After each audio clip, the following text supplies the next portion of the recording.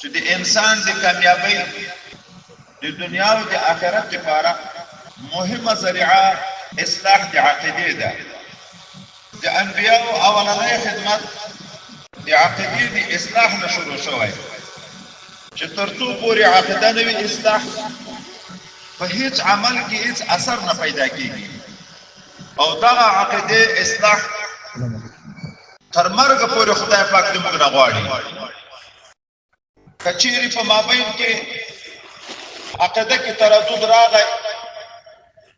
العیاذ بالله د اسلام نه خلق منحرف شو ارتداد راغی دغه مسلمان چې په اسلام کې دی نه څومره نیک اعمال کړي د عقیدې د خرابۍ د وجه نه هغه مخکینی ټول نیک اعمال هغه بربادي دي. د عقیده په د ابتدا نه تر انتها د حیات پورې سالمه سړی ساتي. ځکه هم امام بخاری رحمه الله د اول د کتاب شروع په اصلاح د نیت باندې چې د عقیدې اصلاح ده د بخاری شروع په دې باندې کوي او دا مابین کې چې څومره مضامین ذکر کیږي دا ټول د عقیدې د اخلاقو د اعمالو د سالم عقیدې پاتې کېدل اخلاق حسنه پاتې کېدل اعمال صالحه پاتې کېدل په باب باندې دا بابونه منعقد شوي دي. نو موږ تاسو ته هم دا پکار ده چې د عقیده صرف تر مدرسې پورې عقیده صرف تر جماعت پورې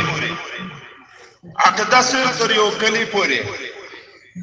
تر یو محدود زندگی پورې محدوده نه کړو. دا سالم عقیده د ځان سره تر قبر پورې یې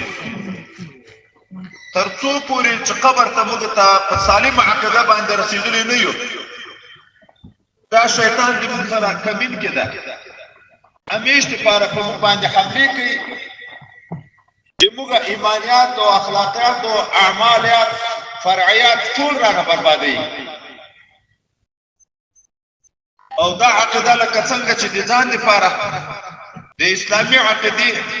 د اهل سنت و جماعت د عقیدې انتخاب موږ تاسو کړی او په فروع کې د حضرت سیدنا امام ابو حنیفه رحمه الله د مذهب انتخاب موږ تاسو ته کړی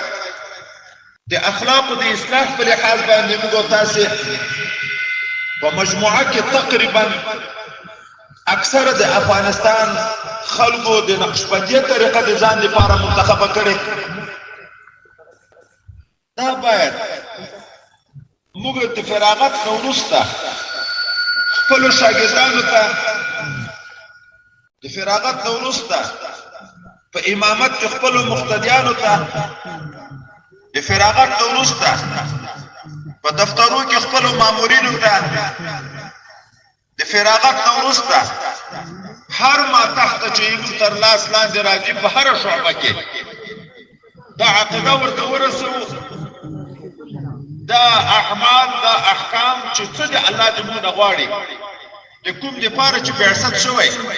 او دا 14 کاله چې موږ تاسو خواري کې کړې ده دغه خواري باید ضایع نه کړو.